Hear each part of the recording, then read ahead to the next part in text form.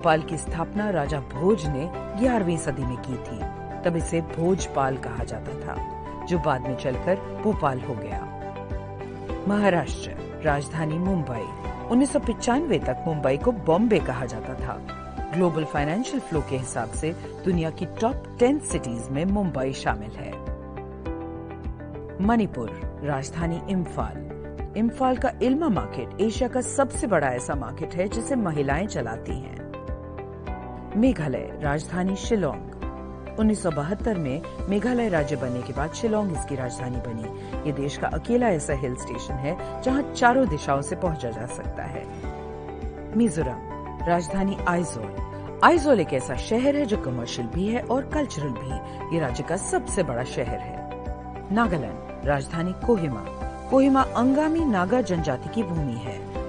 इस शहर को ये नाम अंग्रेजों ने दिया था क्योंकि वो इसका नाम नहीं बोल पाते थे, इसीलिए उन्होंने यहाँ पाए जाने वाले केहवी फूल के नाम पर कोहिमा का नाम रख दिया।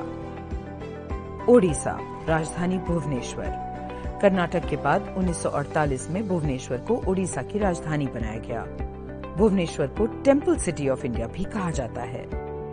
पंजाब, राजधानी चंडीगढ़। 1966 में इस केंद्र शासित शहर का गठन किया गया था। तब इसे पंजाब और हरियाणा की संयुक्त राजधानी घोषित किया गया।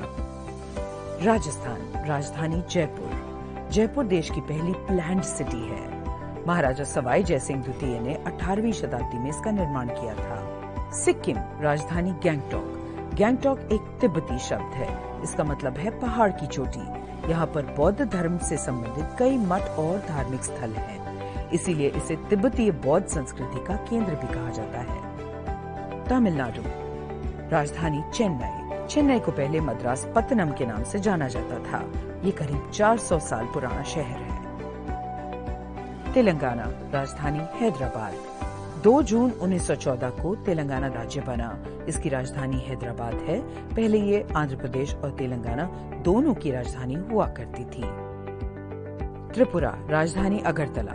2011 की जनगणना के अनुसार अगरतला की साक्षरता दर 93.8% थी, जो राष्ट्रीय साक्षरता दर से कहीं अधिक है। उत्तर प्रदेश, राजधानी लखनऊ। लखनऊ को नवाबों का शहर भी कहा जाता है। इसे पूर्वी भारत की गोल्डन सिटी और शिराज़े हिंद भी कहा जाता है। उत्तराखंड, राजधानी देहरादून। देहरादून देश की सबसे पुराने शहरों में से एक है। इसका जिक्र महाभारत और रामायण जैसे पौराणिक ग्रंथों में भी किया गया है। इसे गुरु द्रोण का घर भी कहा जाता है। पश्चिम बंगाल, राजधानी कोलकाता। 2011 से पहले कोलकाता को कलकत्ता कहा जाता था। यहाँ एशिया का सबसे बड़ा और दुनिया का दूसरा सबसे बड़ा तारामंडल है। केंद्र शासित राज्य, राष्ट्रीय राजधानी दिल्ली। अंडमान और निकोबार द्वीप समूह, चंडीगढ़। दादरा और नगर हवेली, दमन एंड दीव। लक्षद्वीप, पुडुचेरी। जम्मू एंड कश्मीर, लद्दाख। खास बात यह है कि केंद्र शासित राज्य दिल्ली, पुडुचेरी, जम्मू और कश्मीर भारत के सारे केंद्र शासित प्रदेशों की तरह संचालित नहीं होते, क्योंकि उनके पास आंशिक राज्य का दर्जा है और उनकी अपनी विधानसभाएं हैं।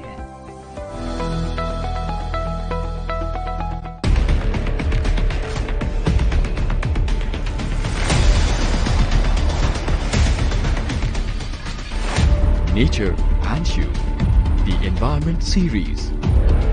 Aim is to awake and aware people to protect our environment, be it climate or wildlife crisis, depletion of ocean resources, waste management issues. Only on Sansad TV.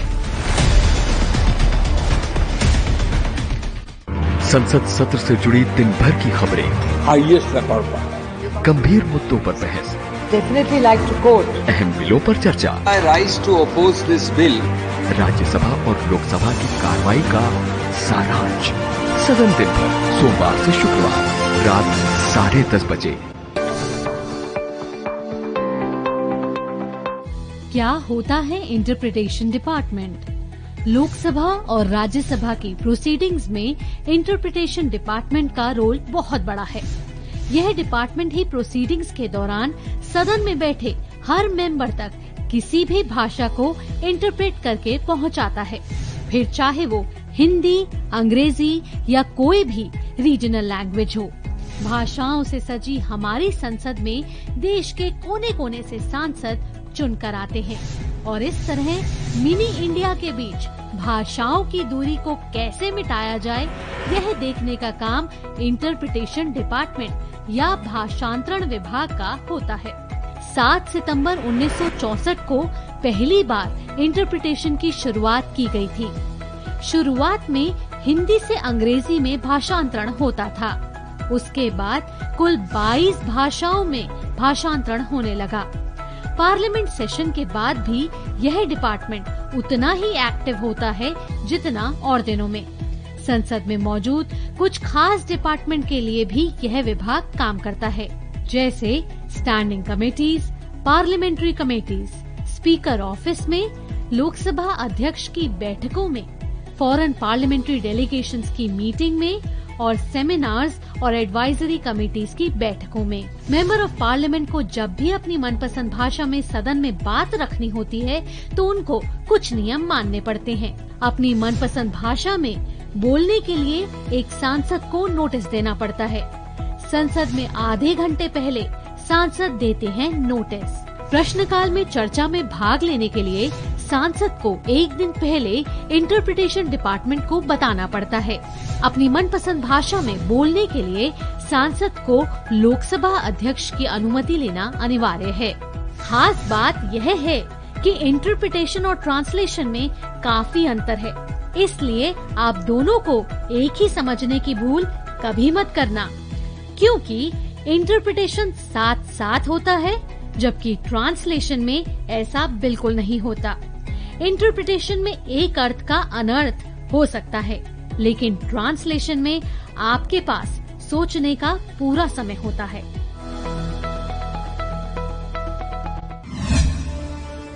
बीस जुलाई वर्ष 1965 में महान क्रांतिकारी बटुकेश्वर दत्त का निधन हुआ। बटुकेश्वर दत्त का नाम तब सबसे ज्यादा मशहूर हुआ जब उन्होंने स्वतंत्रता संग्राम के दौरान अप्रैल 1929 में भगत सिंह के साथ मिलकर अंग्रेजी हुकूमत के खिलाफ प्रदर्शन करते हुए सेंट्रल असेंबली में बम फेंका। इसके बाद इन दोनों ने बुलंद आवाज में इनकलाब जिंदाबाद, साम्राज्यवाद का नाश हो के नारे लगाए थे। बम फेंकने का उद्देश्य किसी को हानि पहुंचाना नहीं था और इसीलिए बम भी असेंबली में खाली स्थान पर ही फेंका गया। उन्होंने वहां पर्चे भी बांटे, जिसका प्रथम वाक्य था कि बहरों को सुनाने के लिए विस्फोट के बहुत ऊंचे शब्द की आवश्यकता होती है। भगत सिंह और बटुकेश्वर दत्त पर लाहौर षड्यंत्र के तहत मुकदमा चला, जिसके तहत इन्हें लाहौर जेल भेजा गया, जहां दत्त को आजीवन कारावास की सजा और भगत सिंह, राजगुरु और सुखदेव को फांसी की सजा सुनाई गई। जेल में ही बटुकेश्वर दत्त ने 1933 और 1937 में ऐतिहासिक भूख हड़ताल भी की। बाद में वर्ष 1945 में उन्हें जेल से रिहा कर दिया गया। 20 जुलाई वर्ष 1969 में मनुष्य ने अंतरिक्ष में एक नया इतिहास रचा, जब नील आर्मस्ट्रांग के चांद की सतह पर उतरते ही मनुष्य ने चांद पे अपना पहला कदम रखा। अंतरिक्ष विज्ञान के क्षेत्र में मनुष्य की सबसे बड़ी कामयाबियों में शुमार है चांद पर इंसान का पहुंचना, और इसी सपने को साकार किया अमेरिका के फ्लोरिडा प्रांत के कैप कैनेडी स्टेशन से अपोलो 11 की उड़ान ने। यान को ले जाने वाले रॉकेट को देखने के लिए पूरे राज्य से लगभग 10 लाख लोग इकट्ठा हुए थे।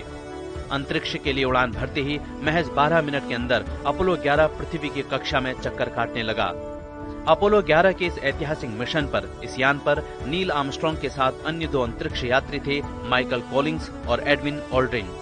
नील आर्मस्ट्रांग के साथ चांद की सतह पर ऑल्ड्रिन भी उतरे और दोनों ने मिलकर चांद पर कई तस्वीरें खींची और अमेरिकी झंडा गाड़ा।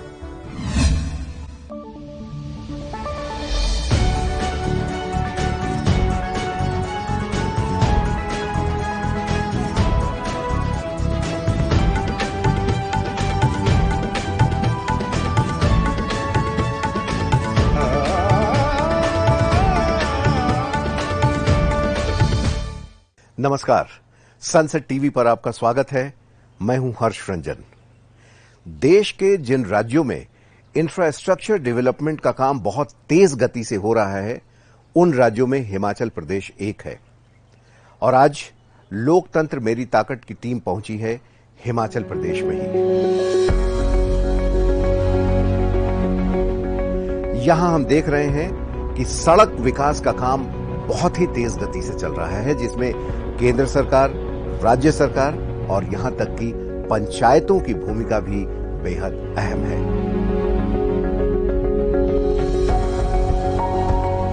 लोकतंत्र मेरी ताकत वही कार्यक्रम है जिसमें हम देखते हैं कि किस तरह देश की पंचायतें गांव में विकास का काम कर रही हैं और ये विकास का काम अंततः शहर तक जाता है और शहर से महानगरों तक जा रहा है।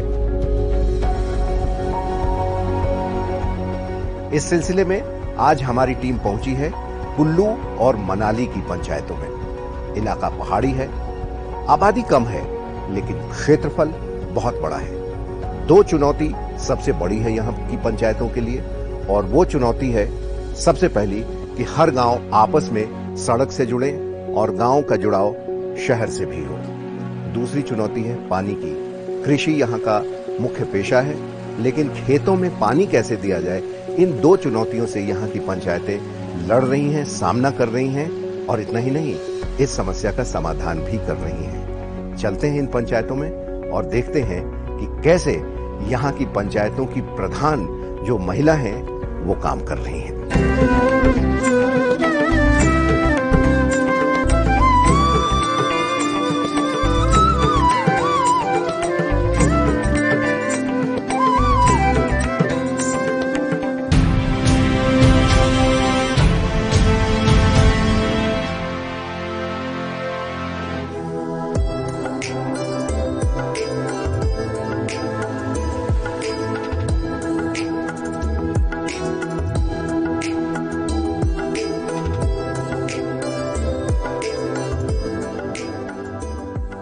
आज की बैठक हो रही है तो इसमें किसी का मुद्दा है तो बताइए, वार्ड वाइज बताइए। प्रधान जी, मेरे वार्ड में एक बहुत बड़ी समस्या आ रही है। जो लोग घरों में बर्तन कपड़े वगैरह धोते हैं, उनका घरों का पानी रास्ते में आ रहा है, जिसमें लोगों को चलने में ये देवभूमि हिमाचल प्रदेश में मनाली की पंचायत है। ग्राम प्रधान मोनिका भारती सदस्यों की बैठक ले रही हैं। मामला बेहद खास है क्योंकि ये सफाई से जुड़ा हुआ है। पहाड़ों पर सफाई को सर्वाधिक प्राथमिकता दी जाती है। वजह ये कि अगर कचरा इकट्ठा होता रहे तो वो तलहटी में जमा होगा और पहाड़ों की खूबसूरती पर बदबूदार बदनुमा दाग लग जाएगा। और ये तो मनाली है, दुनिया भर के पर्यटकों के बीच सर्वाधिक लोकप्रिय पर्यटन स्थलों में से एक। यही वजह है कि यहाँ की पंचायत का सफाई पर खास जोर है। धीरे धीरे जब मैं पब्लिकों के साथ अपने व्यूज, उनकी समस्याओं को सुना तो लगा कि नहीं, ये एक समाज सेवा है जिसमें हमें जो है ये मौका भगवान ने दिया है कि लोगों ने दिया है कि लोगों की बढ़ चढ़कर समाज सेवा की जाए।